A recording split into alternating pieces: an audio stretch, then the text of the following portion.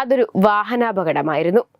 24 ന്യൂസിന്റെ പരിപാടിയിൽ പങ്കെടുത്ത് മടങ്ങുന്നതിനിടെയായിരുന്നു സുധിയും ബിനു അടിമാലിയും അടക്കമുള്ളവർ സഞ്ചരിച്ച കാർ അപകടത്തിൽപ്പെട്ടത്.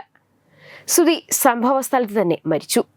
സുധിയുടെ വേർപാടോടെ അനാഥരായത് ഭാര്യ രേണുവും മക്കളായ കിച്ചുവും ഋതുലുമാണ്. സുധിയുടെ വരുമാനം മാത്രമായിരുന്നു ആകെയുള്ള ആ കുടുംബത്തിന്റെ ആശ്വാസം. നടന്റെ മരണശേഷം സന്നദ്ധ സംഘടന രേണുവിനും മക്കൾക്കുമായി സ്വന്തമായ ഒരു വീട് നിർമ്മിച്ചു നൽകി. മക്കളുടെ വിദ്യാഭ്യാസവും സ്പോൺസർമാരാണ് ഏറ്റെടുത്തിരിക്കുന്നത്. സുധിയുടെ വേർപാടിന് മുൻപ് വരെ മക്കളുടെ കാര്യവും കുടുംബകാര്യവും നോക്കി വീട്ടിൽ തന്നെയായിരുന്നു ഭാര്യ രേണു. എന്നാൽ അടുത്തിടെയായി നാടക അഭിനയവും മറ്റുമായി രേണുവും സുധിയുടെ പാത പിന്തുടർന്ന് സ്റ്റേജുകളിൽ സജീവമാണ്. സോഷ്യൽ മീഡിയയിലും സജീവമായ രേണു മറ്റ് സോഷ്യൽ മീഡിയ പ്ലാറ്റ്ഫോമുകളിലും ഇൻഫ്ലുവൻസറുമായി സഹകരിച്ച് ചെയ്യുന്ന റീൽ വീഡിയോകളും ഫോട്ടോഷൂട്ടുകളും ശ്രദ്ധിക്കപ്പെടാറുണ്ട്.